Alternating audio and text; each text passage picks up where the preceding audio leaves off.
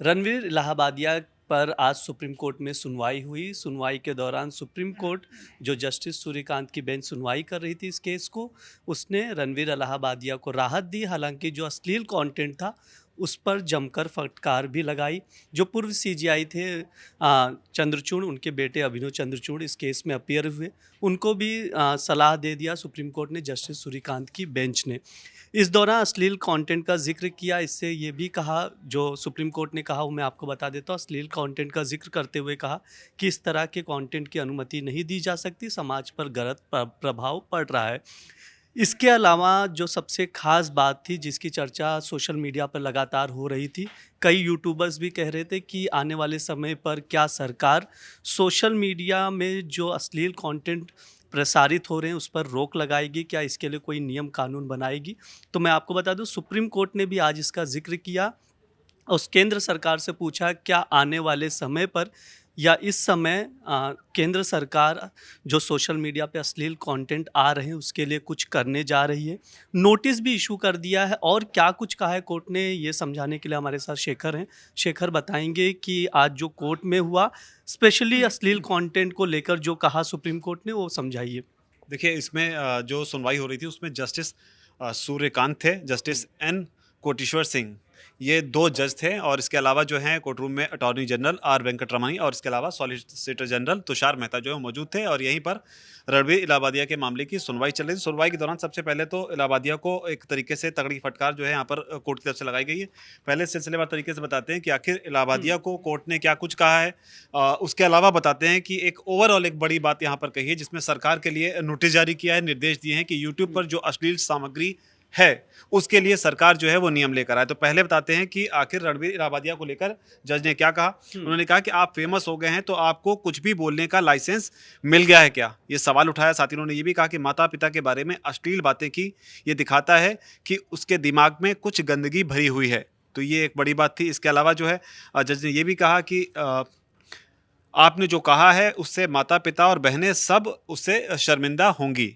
तो ये बात जज साहब ने कही। इसके अलावा ये भी कहा है कि हम नोटिस जारी कर रहे हैं कि फिलहाल ठाणे में जो दर्ज एफआईआर है उसमें गिरफ्तारी पर रोक लगाई जाए। तो इसे एक राहत के तौर पर देखा जा रहा है, क्योंकि माना जा रहा था कि हो सकता है कि इलाहाबादिया की जाए, गिरफ्तारी हो सकती है। और उसके अलावा जो है उन्होंने ये भी कहा इलाहाबादिया को कि आप जांच में पूरी सहयोग करें, और साथ ही इसके अलावा जो है पासपोर्ट को जमा कराने की बात जो है यहाँ पर जज ने कही। लेकिन जो बड़ी बात हम यहाँ पर कर रहे हैं वो ये है कि अश्लील कंटेंट जो है यूट्यूब पर मौजूद है, क्योंकि जो भी ये पूरा घटनाक्रम हुआ वो इंडियाज गॉट लेटेंट जो शो है समय रैना का, उनके शो पर हुआ, जिसको लेकर यूट्यूब भी इस पूरे घेरे में आ गया और साथ के साथ इस पूरे घेरे में सरकार भी आ गई है। और यहीं पर इसी मामले को लेकर टिप्पणी करते हुए कोर्ट ने कहा है कि यूट्यूब पर अश्लील सामग्री से निपटने के लिए कुछ करने का समय आ गया है।